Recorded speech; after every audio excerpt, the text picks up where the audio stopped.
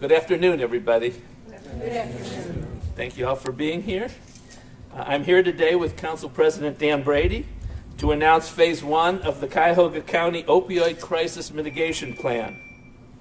In 2017, Council President Dan Brady, Prosecutor O'Malley, and I decided to file our opioid lawsuit against corporations that put their desire for profits over the health and well-being of the entire community.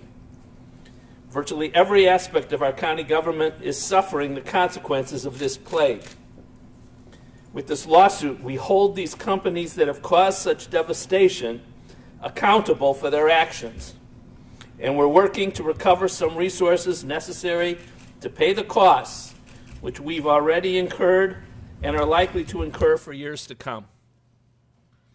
As we'll show at trial, those costs for Cuyahoga County alone are likely to run in excess of hundreds of millions of dollars. Our systems are severely impacted. Our children and family services, our healthcare system, legal system, justice system, job and family services, our medical examiner, and others have been overwhelmed by the impact. Let's take our children's services. When a parent dies as the result of an addiction, we often must take the children into our custody. We have record numbers of children in our care, up to almost 2,900 kids this week. That's the most in a decade. Our costs for board and care of these children are skyrocketing. Costs to care for one child can run over $85,000 a year. In 2019, we've seen our costs rise $9.6 million, and next year we're anticipating those costs to increase by $10.7 million more. And that's just for 1 year. Or consider the costs for residential treatment beds. There are thousands of people in the county who are addicted as a result of the opioid epidemic. They need treatment services. There's a terrible shortage of residential treatment beds. For one bed, for 1 year, the cost is about $78,000. Multiply that by thousands of people over the next decade, the costs are out of sight. Cuyahoga County has so far received cash of about $23 million, not $60 million, from 4 defendants. That's one-time money that won't be repeated. Compare that to our hundreds and hundreds of millions of dollars of costs. Anyone who suggests that somehow $23 million is a windfall just doesn't understand the catastrophic impact of this opioid crisis. Working with many of the people you see standing here, we're developing a short and a long-term opioid crisis mitigation plan to use the funds from the settlements and the trial to directly address the tremendous needs of our community resulting from this crisis. We're working with all those here today and many others who are not here, unfortunately, but wanted to be. This is truly a regional collaborative effort. Today we're announcing Phase 1 of the plan. This comprehensive plan is investing our funds in evidence-based, impactful, sustainable programs with a focus on prevention, treatment, and recovery. Following are the recipients of Phase 1 funds. The Thrive Ed program, Thrive ED program, will provide $3 million to hospital emergency rooms to extend the Thrive ED program. Thrive ED is an innovative program linking individuals in an emergency room that survive an opioid overdose for immediate withdrawal management, treatment, and other recovery support services. Currently, Thrive Ohio certified peer recovery coaches are located 24/7, 365 days a year in the Metro Health Emergency Room. These funds will enable us to continue the Metro Health program and to offer these same services to hospital emergency rooms throughout the county. University Hospitals and the Cleveland Clinic have committed to launching this program throughout their systems, which will put this program in most of the emergency rooms in the county. We're also putting $2.5 million in for diversion programming. Too many of our residents who suffer from addiction and mental health problems are in our jails. This is not how it should be. We need an approach that gets to these folks the treatment they need outside of the jail setting. We anticipate creating a diversion program in 2020, and we're providing $2.5 million as an initial investment. The impact to our systems has been and remains huge, including the impacts to our justice system. In this plan, we'll fund an additional $1.1 million to the prosecutor's office for 4 additional prosecutors in the Children and Family Services Unit so that we can better support the growing caseload. This money will also fund 2 more crime analysts. The crime analysts study crime trends related to opioid distribution and trafficking. They also work with local law enforcement to try and stop crimes before they occur, or better prepare law enforcement to stop crimes such as drug sales before they occur. This plan also expands the drug court. The goal of the drug court program, which began in 2008, is to break the cycle of recidivism by addressing an offender's drug dependency. With this plan, the county will fund an additional 4th drug court docket. The docket would serve the high-risk multiple conviction clients that don't qualify for the existing drug court dockets because of program requirements and limitations. And the plan adds more clinical assessors to support the drug courts. Currently, the drug court suffers from a weeks-long backlog regarding clinical assessments, which results in offenders waiting in jail for weeks, awaiting their assessments. The medical examiner's office is critical to the work of the justice system and has obviously been hit very hard by this crisis. The plan provides more funds for new toxicology testing and instruments and new personnel, including 1 full-time epidemiologist and 1 social worker to work with families who have lost loved ones and to connect them to services. And of course, the impact on our families and children has been devastating. As I mentioned earlier, we have record-breaking numbers of children in our system, more than in a decade. We're using some of these funds to add more capacity to one of our most successful programs called START.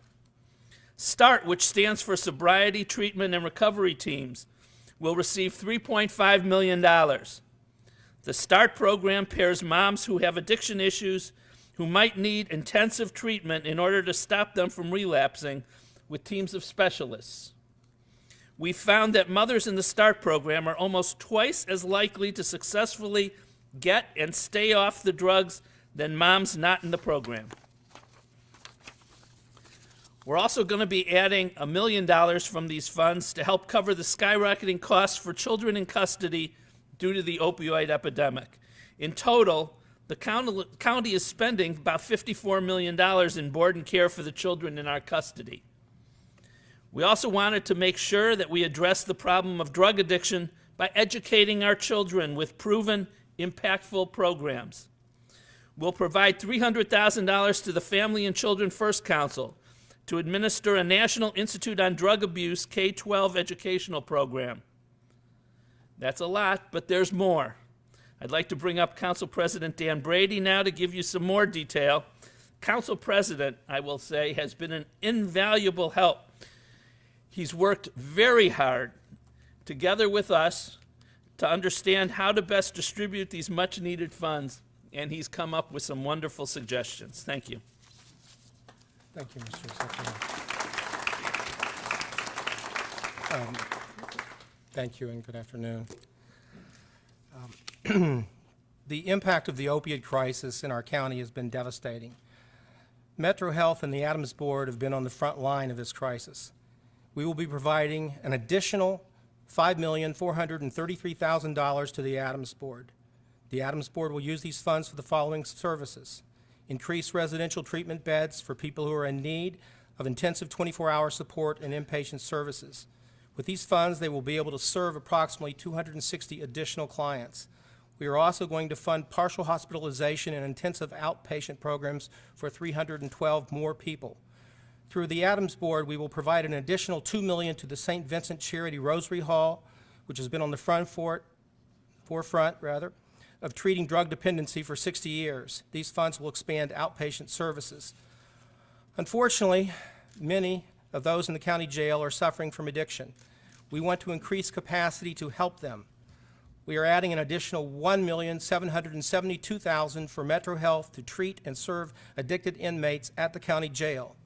Metro will identify individuals with addiction problems and will treat these inmates using specially trained medical professionals focused on treatment, substance withdrawal, and suicide prevention. Metro will also receive another $931 million to create an opioid treatment program unit at the jail, which will be federally licensed to treat opioid use disorder. This plan was created with the help of experts from the Metro Health System and the Adams Board. I'm very pleased with this first phase. Mr. Executive. Thank you, Dan. By the way, that's 931,000, not million, just so you. We received a lot in settlements, but not that much. As you can tell, this is a substantial plan, and a lot of people have helped us put it together. We couldn't have done this without the support and input from the people you see standing here, so I'd like to thank them by name if I could. From University Hospitals, Jean Lackamp, Dr. Jean Lackamp, the Director of Pain Management Institute, and Ryan Marino, Doctor, Department of Emergency Medicine. I'm sorry if I get any of these names screwed up, apologize. From Metro Health, Dr. Julia Bruner, Physician, Executive and Correctional Health Medical Director. Dr. Joan Papp, Director of the Office of Opioid Safety. From the Cleveland Clinic, Dr. Judith Welsh, Emergency Services. Pam Holmes, Executive Director of Government Relations. From St. Vincent, Jan Murphy, President and CEO. Dr. Ted Perrin, Co-Medical Director of Rosary Hall. And many sisters in leadership from the Sisters of Charity Health System. Adams Board, CEO Scott Osicki. Judge Joan Sinnenberg, Dr. Tom Gilson, the medical examiner, Walter P., we call him, Director, Health and Human Services, Cindy Weiskettel, Director of Children and Family Services, Bill Mason, Chief of Staff, and Robin Martin, Director of Families and Children First. So if I could just take a minute and thank all of them very much.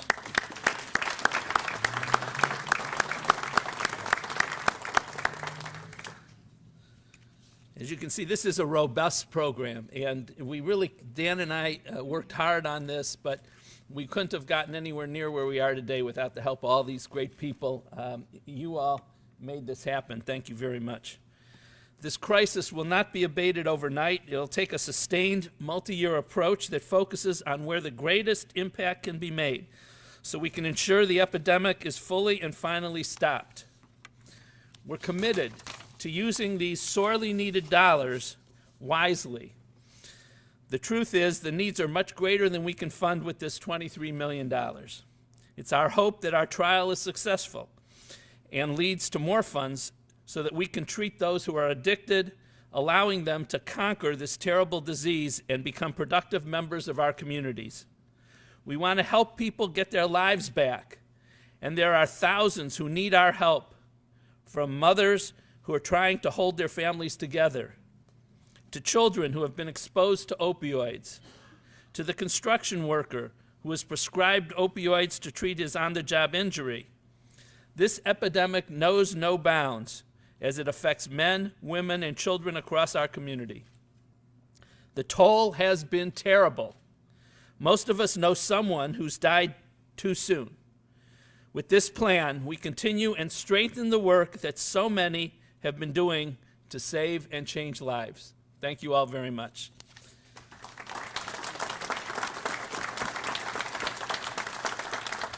If anyone has any questions, I'll turn it over to if anyone has any questions, Council President Brady and I will try to answer them. One question I had off the bat was, like you said, this is one-time money.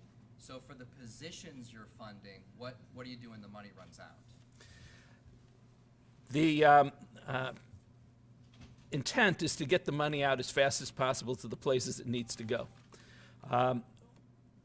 We have to make this sustainable, and there's different options to do that. We have a trial coming up in a couple weeks, and we're hoping that the results of that trial will allow us to make these commitments sustainable. Otherwise, we'll have to find other means to do so. But we intend to do that. Is there any concern? Council that- President, you want to add anything to that? Oh, I was just gonna say, you know, you've got so many different organizations that provide services. Is there any concern that there's just no way to spread the peanut butter thick enough here because you've got so many places that need it?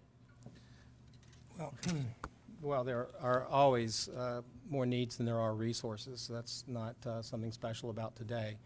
So, of course, there are, we will have to be focused to use this money in the very most effective way that we can, and we're committed to do that.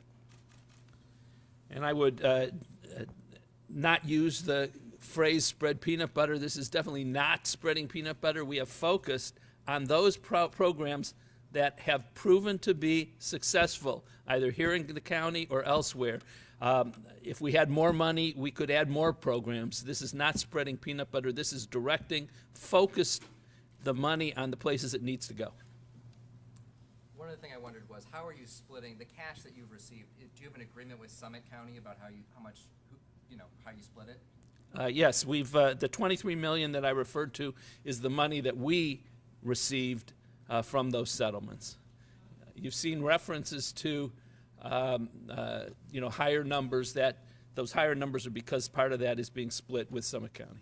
I know they're also making drugs available in some of the settlements. What are the plans for those? Yes, we've received $23 million in cash. We've also received some additional products from some of the